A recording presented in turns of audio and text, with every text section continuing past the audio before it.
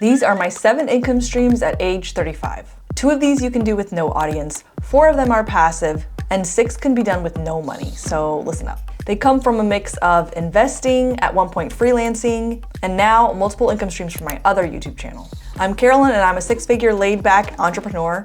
I ain't waking up at 4 a.m. and I share all things personal finance and entrepreneurship. I know what you're thinking. If you weren't laid back, maybe you could be making more than 6 figures. But we're prioritizing the life in the work-life balance on this channel. And remembering the lesson of the tortoise and the hare, the tortoise still ended up completing the finish line. Completing the finish line, not who won is what's important here. So for the first income stream, let's start with real estate. Now this you can do without money down, and I'll explain how to do that in a minute. So now we have 3 short-term rental properties. It started out with 1 long-term. And I managed them all myself at first, thinking that would save me money, but that ended up being totally wrong. But being a property manager is how you can start without putting your own money down. So one of my friends started a business like this that has become very profitable, and now she manages all luxury short-term rentals. So by short-term rental, I mean like you're using Airbnb or VRBO, a whole bunch of different sites. And she has her own website as well now. So kind of the way I got into this was I had my first condo and my thinking was maybe I'll do short-term rental or Airbnb for my spare bedroom. One of my friends did this and she covered her mortgage with just using Airbnb, and unlike having a roommate, not only would she get paid more this way, but she would also still have her apartment totally to herself sometimes. Another way to do this is if you lived in a duplex and you could rent out the second half of it. This was actually one of my apartments in college. I was the rentee, I was the renter, and I was in the other side, and my landlord lived on the other side. And from what we paid him, I'm pretty sure we paid more than his mortgage. So when I had my first condo and I was thinking of doing this, it turned out my HOA didn't allow short-term rentals. So I was thinking, well, maybe I could get a roommate just to get some extra income. Of course, when I bought the condo, this wasn't my thinking, like, this is how I'm gonna cover expenses. My thinking was, I can cover these expenses if I have to, but if I wanna make more money, that's how I'll do it. So what ended up happening is my boyfriend, now my husband, ended up moving in and paying me rent. And then eventually those tables turned. So he ended up buying the next place we lived in, and I started to pay him rent. But I did not sell my first condo. Sure, if we had sold my first condo, maybe we could have gotten something bigger, nicer, newer together. But instead, we really wanted to invest that money and make that money make us money. So when I moved in with him, we got a long-term tenant to stay in my condo, and that ended up covering the mortgage, and it didn't really make a lot of money though. Again, I was managing it myself, but it was an old condo, things kept breaking, and the plan was for the equity we had from that condo sale was to buy 2 or 3 other smaller, maybe older condos in a more popular location and use that for short-term rental. So at the time, my only thinking was Airbnb. So that's how we started. We started with 1 Airbnb condo, later that year got the second and then the third, all in the same building, which did help make things easier. But managing them myself, you know, sometimes I had guests calling me at like 9 or 10 o'clock at night because they had locked themselves out and they were like, oh, never mind, I figured it out again, thanks. So it was just very inconvenient, and especially at this time, I still had my full-time job and I was also doing YouTube on the side. So at first, when I was just using Airbnb, the very first condo did amazing. It was fully booked like right away. And towards the end of the year, the second and third condo did not have that much luck. It was hard to get them booked. So I thought about maybe also putting them on VRBO, and it was just getting to be too much with this and my office job and doing YouTube. And when I say doing YouTube, I don't mean this channel, I mean another channel that we'll talk about in a little bit. So eventually I still wasn't thinking, let me go for a property management company, because I still thought that it would take more money than it was worth. So I found a co-host. I looked on Airbnb, looked at other condos in my same area, and I could tell by the way the layout was that it was in the same buildings. So I found a Superhost, asked them to be co-host, and started paying them. But it was still quite a bit of a headache. I was still paying for cleaners and cleaning supplies and the co-host, and I was still doing work as well. So finally, I just decided to pass it off to a property management company. They ended up making more money for the condos than I did on my own. So not only did they have their own cleaning staff and cleaning supplies that I didn't need to pay for, and their own handyman that I didn't need to pay for if things went wrong, I didn't need to pay anything. They would just give me a percentage of the profits, but they took care of all other expenses. And not only that, they also already had all these automations in place to place the condo on a bunch of different platforms, not just Airbnb and VRBO. So they had a bunch of different platforms, and they have their own website. So they were able to get it booked more than I could on my own. Okay, so the next income stream, and this one is also passive, and that is a brokerage account. So investing in the stock market. And I didn't do a bunch of research and pick a company here and there myself. I bought an index fund on Vanguard, specifically, now this one is very important, VTSAX. So VTSAX chooses a bunch of the top companies and automates it all for you. Automates the sales, the purchase, and it's like tons of companies that it'll do this. I used to invest in something like this with Betterment, which was much easier to use, but Betterment didn't always use specifically VTSAX. They just have a different algorithm, I guess, or maybe people buying.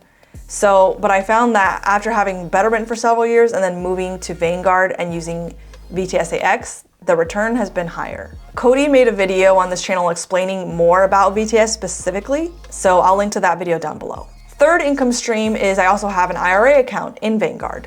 When I worked in an office job, they used to match, and that's basically free money, which was nice. But now it's just me in the stock market in Vanguard. And this income stream, this one's an active, so it's not passive, and I don't do it anymore, and I'll tell you why. So I used to do freelance graphic design. My hourly rating as a designer was just too tightly capped. And once I was able to add these other income streams that we're talking about in this video, it just wasn't worth my time anymore. And when I say it's not worth my time, I don't just mean the money, because I have another active income stream that is low paying, but I still do because it is worth it, and I'll explain why. And that is dirt bike coaching. So on my other channel, which is the bulk of my salary, it's all about motorcycles. So I also teach a dirt bike class for entry-level riders. I don't own a dirt bike, and I don't really have anywhere accessible that I can ride dirt bikes. So this is just something that gives me more experience while also getting paid and having a good relationship with the Motorcycle Safety Foundation, which has helped me a lot in making more videos and growing my business. Even though hourly wise, the active income is not much, it's definitely worth it for just the fun of it, and it helps my business a lot. So another income stream I had and I no longer have is my W-2 salary. I had an office job and I quit April 9th, 2021 was the last day of my office job, and started doing my other YouTube channel full-time. And every income stream that I just mentioned, except for the dirt bike coaching, although that could have been done as well, but all these income streams I mentioned, I did while I had this W-2 job. And at one point, that office job was a dream job.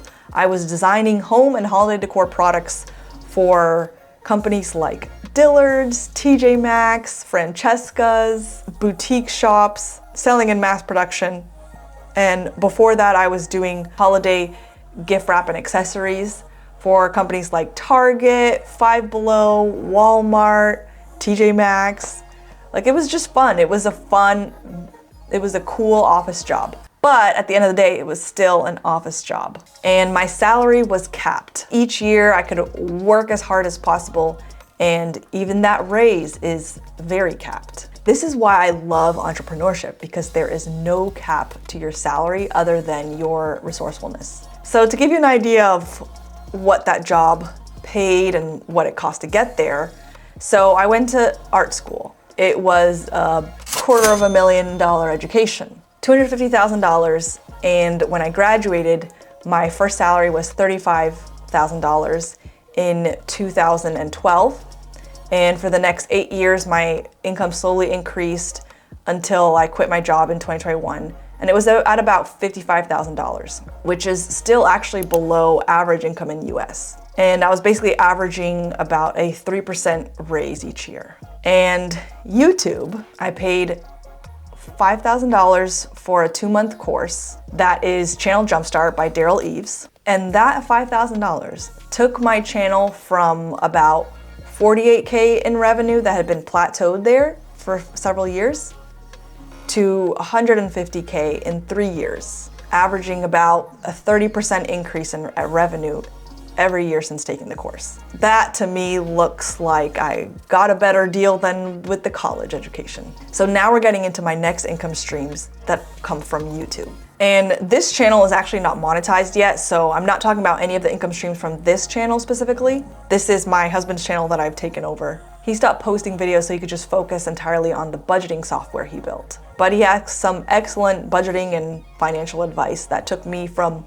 broke freelancer to 6-figure entrepreneur with comfortable investments. So I love to talk about that and have taken over his channel so that hopefully if you're in the same place I was several years ago, it'll help you. Okay, so the first income stream that I started making off YouTube is AdSense. Now there are some requirements to get there, but when I first started my channel about motorcycles, monetization, you could monetize immediately back then. And that was in 2016 when I posted my first video. Of course, I didn't make much. I made like hundreds of dollars a year for several years, and then eventually got in like the couple thousands, but I was posting fairly consistently, almost on a weekly basis. And so dollar time wise, it wasn't worth it those first 4 years because I just didn't know what I was doing. This was all before I learned from Derral a lot smarter strategies about YouTube. So whenever I talk to like someone older than like 60 and they're asking me how I make money on YouTube, I describe it as like, I say it's like having your own low budget TV show. And then they're like, oh, so you get paid like with commercials? And I say, yes, and that's AdSense. So YouTube will run ads on videos. Or if you pay premium, like I do, because I just watch so much YouTube. So you can skip the ads, but whoever you're watching will still get a percentage as well from that. Exactly how that one works, I'm not totally sure. But AdSense was the biggest bulk of my income stream on YouTube for several years. But now AdSense is the second biggest. So now the biggest by just a couple percentage points is sponsorships. So I got a sponsorship here and there after I'd been on YouTube several years, but it was really insignificant. So it wasn't until 2023, so I had been on YouTube for 6 years, that I just decided to reach out to sponsorship myself. And this is why it's so important to have mentors and colleagues and people who've done this before, because I would not have known that I could do this had I not been talking to other YouTubers or hearing from other YouTubers, even just on live streams and interviews. So I reached out to 11 brands, all products that I was already using in my videos. And some of them I already had an email, maybe from a press event, or they had sent a free product. Some companies will do that for you. And if I didn't have an existing email, I just reached out on Instagram. And I emailed 11 brands, asked them to sponsor the channel. I proposed like a 3-month package because I had like a cross-country trip I was doing where I was gonna make 3 months worth of videos. And that's kind of how I pitched it. And 8 of those 11 brands said yes. So 2023 was the first year I had sponsorships, and that ended up being about 40% of the income for 2023. And then eventually I found a brand agency, or they found me, met them at VidSummit, which is like what would I call VidSummit? I don't know, it's a bunch of speeches with a bunch of people in the industry. And you meet a lot of cool people there too. And the brand agency, kind of going back on that property management company, how they made me more money than I made myself. Same thing with the brand agency. They made me more money than I made myself. And they saved me a lot of time too. So now sponsorships is a little, not much more than AdSense, but maybe a couple percentage points more. And another income stream for YouTube is memberships. So that is Patreon and memberships on YouTube. And here you can offer pretty much whatever you want. So I'll do like early release videos. So I'll release that to memberships. They can see that first. And sometimes I'll do some exclusive videos just for Patreon and channel members. That's usually just me kind of talking quickly in my office and not editing it at all. kind of just sharing some behind the scenes stuff that won't share publicly, either because it's more private or personal, or because it's just not super applicable to a channel about motorcycles, but people who are more diehard fans and willing to be a member may be interested in it. And then a smaller percentage that I just call other can be from the dirt bike coaching, or it can be from people will send, sometimes they'll send like they call it a tip jar, or they call it money for gas, but I have a PayPal link in my Instagram. I don't really shout it out, so people normally find it, but I used to shout it out when I'd go on road trips. I would say like, send me a tank of gas.